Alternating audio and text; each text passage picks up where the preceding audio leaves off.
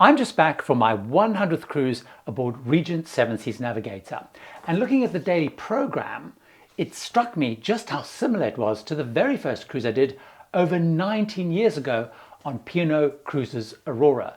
The daytime activities were broadly the same, with trivia, deck games, enrichment talks, cooking demos, afternoon tea and so on.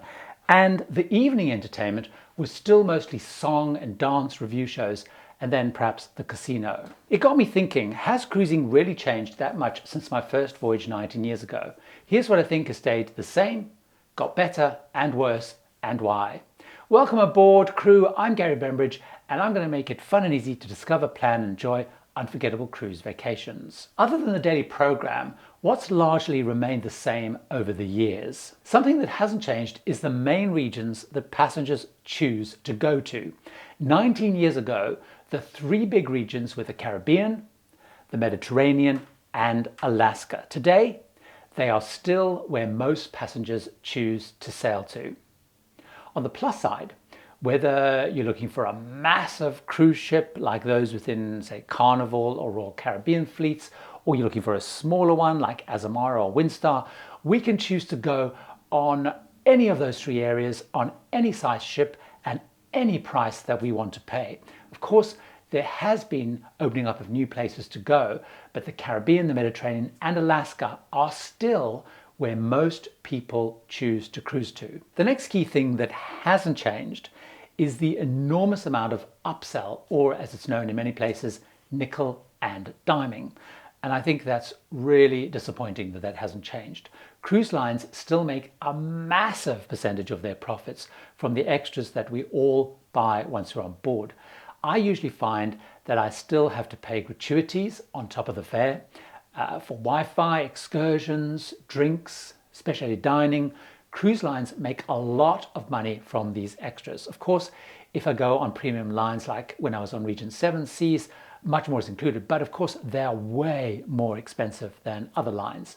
The only real difference now, though, is that many cruise companies are starting to kind of repackage all those extras as bundles. So we have things like Celebrity Cruises Always Included, or Holland America's Have It All, and so on and so on.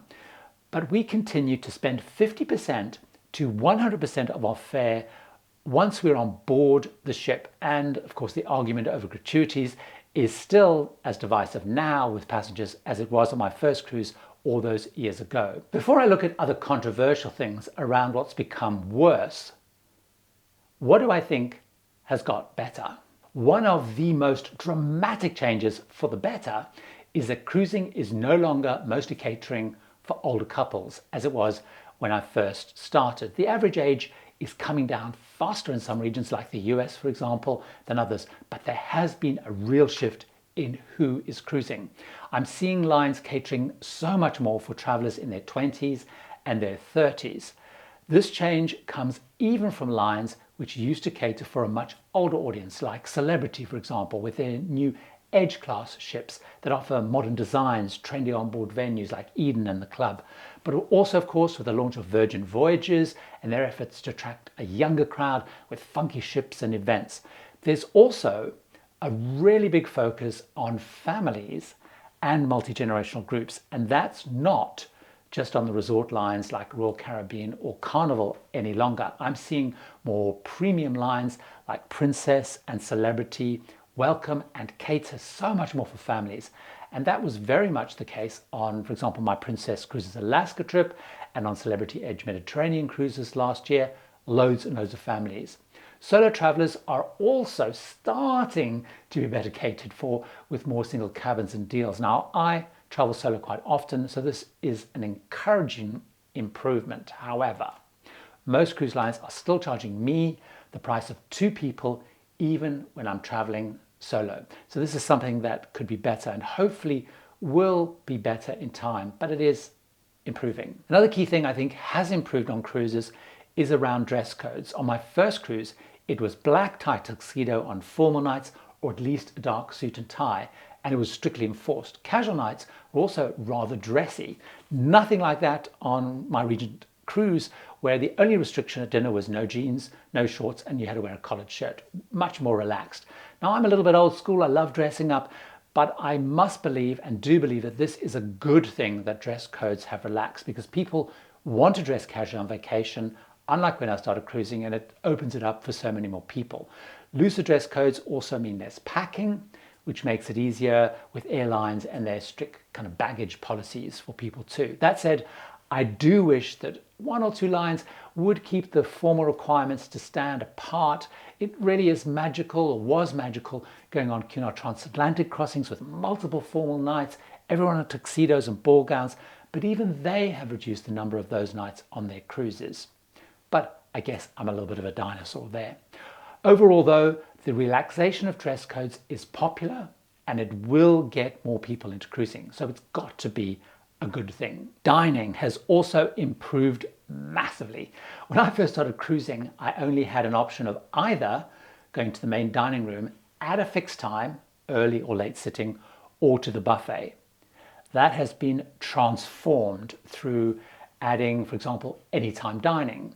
And now some lines like Celebrity have even replaced one large main dining room with a variety of more intimate restaurants. On Celebrity Edge Class, for example, they have 4 options now: Cosmopolitan, Normandy, Cyprus, and Tuscan. There has been an explosion of specialty dining too, which gives us much more choice. Of course, skeptics say that specialty dining is really just a way of getting us to pay more once we're on board. But regardless of that, there are more dining options than ever before, and certainly when I started cruising. For me, another great change has been around smoking on board. It's now restricted to a few designated areas, whereas when I started, people could smoke on their balcony for sure, and sometimes even in their cabins. Nowadays, on some lines like Princess and Holland America, smoking is still allowed in the casino, which I hope will stop soon. Improvements in technology have really made cruising different and better since I started. When I started, Wi-Fi on the ship was really limited. I paid by the minute, up to 75 cents to $1 per minute, and it was incredibly slow, and you had to log in and log out. Back then, my ticket and luggage tags were posted to me.